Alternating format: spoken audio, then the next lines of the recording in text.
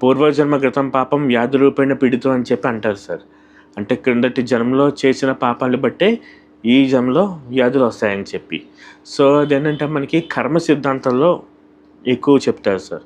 So మనకి ఆయుర్వేదంలో కర్మ సిద్ధాంతం కూడా చెప్పబడి ఉంది సార్.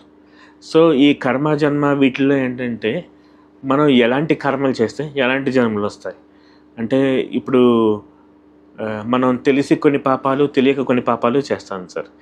ఈ తెలిసి చేసిన పాపాలు ఉంటాయి సార్. అంటే ఏదైనా చచ్చిపోయిన కీటకం ఉంటుంది సార్. చిన్న బొద్దింక ఉంటే కనుక వాళ్ళు ఏంటంటే ఏం తోచక దానికి పార్ట్ పీకుతూ ఉంటారు సార్. ఇంకొంతమంది ఏంటంటే చీమ ఉంటుంది సార్. అంటే మనకి అదేదో సినిమాలో చూపించినట్టుగా చీమ ఇలా ఉంటే కొంతమంది దాన్ని ఇటు అంటే దాన్ని లాక్ చేయడం అంటారు కదా సార్. అంటే అది బయటికి వెళ్ళకుండా ఇటట్టు పెట్టి దాంట్లో ఏంటంటే ఫైనల్గా దాన్ని చంపేసి చిన్నది చేస్తారు సార్. అలాగా ఆవులు కానీ ఏమైనా వెళ్తుంది అనుకోండి సార్, అవి మన ఏం చేయకుండా అంటే చేయకపోయినా సరే దాన్ని కొడతారు సార్. తర్వాత కుక్కలు ఉంటాయి సార్. కుక్కల్ని కొంతమంది ఏంటంటే అదొక చిన్న శాడిజం లాగా దాన్ని తన్నడం, లేకపోతే వాటిని రెచ్చగొట్టడం ఇవన్నీ చేస్తారు సార్. సో ఇవన్నీ ఏంటంటే ప్రకృతి విరుద్ధం సార్. సో జనరల్గా మనం ఏంటంటే మనం ఎవరైనా మనని డిస్టర్బ్ చేస్తే మనం దానికి రియాక్ట్ అవుతాం సార్. సో ఇలాంటి చేసిన కర్మలన్నీ కూడా ఏమవుతాయంటే వ్యాధుల రూపంలో వస్తూ ఉంటాయి సార్. ఎలకని పూర్వం రోజుల్లో లోపల ఉల్లిపాయ పెట్టి బోన్లో పెట్టేవారు సార్. దాన్ని దూరంగా తీసుకెళ్ళి వదిలేసిన వాళ్ళు ఉన్నారు సార్. గొయ్యి తవ్వి కప్పెట్టేసిన వాళ్ళు ఉన్నారు సార్. ఇప్పుడు కనుక ఈ కొంతమంది ఏం చేస్తున్నారు సార్, దానికి పాయిజన్ పెడతారు సార్. ఆ పాయిజన్ పెట్టి వాళ్ళు ఏమంటారు సార్, అది ఇంట్లో చచ్చిపోదు బయటికి వెళ్ళి చచ్చిపోతుంది అంటారు సార్. కొంతమంది ఏం చేస్తారు సార్, ఈ బుక్ పెట్టేస్తారు. బుక్ పెట్టేసి ఎలాగ దాంట్లో ఉండిపోతుంది దాన్ని బయట పడేస్తారు. మనం అంతవరకే ఆలోచిస్తాం సార్. కానీ ఎటొచ్చి దీని తర్వాత ఏంటి అన్నది ఒక నిమిషం ఆలోచిస్తే కనుక అది కర్మ సార్. సో ఇప్పుడు ఏంటంటే ఈ పుస్తకం ఏదైతే ఉందో గమ్ బుక్ దాన్ని తీసుకెళ్ళి బయట పడేస్తారు సార్. సో దానికి నరకం ఎలా ఉంటుంది సార్ అంటే అది దానికి ఆకలేసినా అది ఇంకా ఏం చేయలేదు, దానికి అంటుకుపోయి గమ్కి అంటుకుపోయి ఉంటుంది. ఆ జుట్టు అంతా కూడా ఆ గమ్కి ఉండిపోయి ఉంటుంది. అది పీక్కుందా ఉన్నా సరే రాలేదు. దాహమా ఏం చేయలేదు, ఆకలి ఏం చేయలేదు. అలా ఆఖరికి అది ఉండి అలా చచ్చిపోతుంది సార్.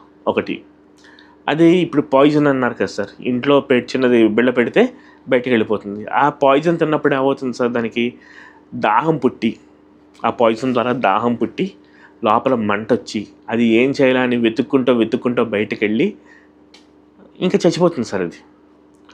సో ఇది ఒకటి సార్.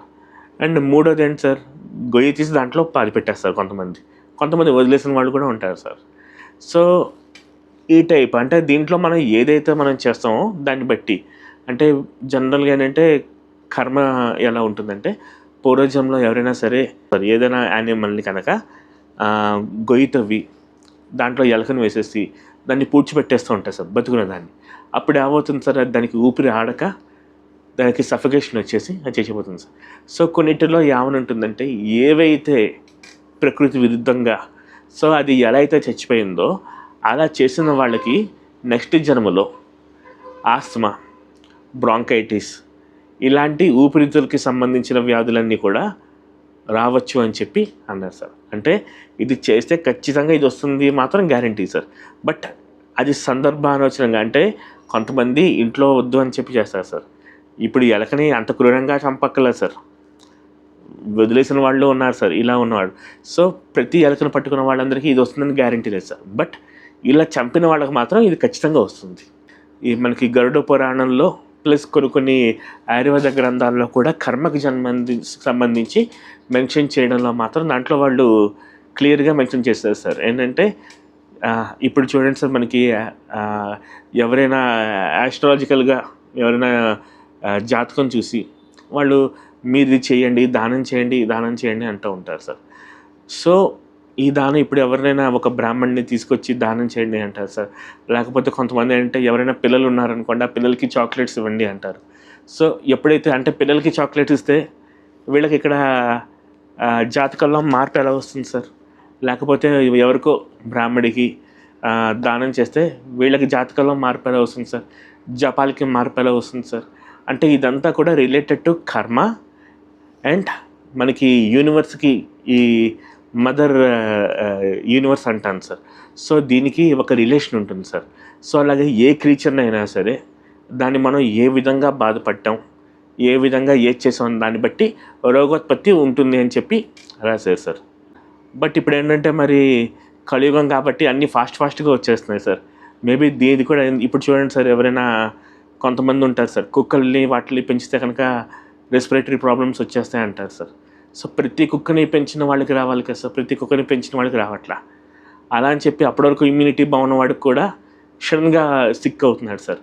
సో వీటిలన్నిటికీ రీజన్స్ ఏంటి అంటే కనుక అది పూర్వజన్మగతం మనం పాపం చేసింది ఈ జన్మలో వచ్చింది అని చెప్పి మనం అర్థం చేసుకుని దానికి అంటే వైద్యపరంగానే కాకుండా కొంచెం జాగ్రత్తగా మనం ఏంటేంటి మనం దాన్ని ఇంకో కోణంలో కూడా ఆలోచించవలసి వస్తుంది సార్.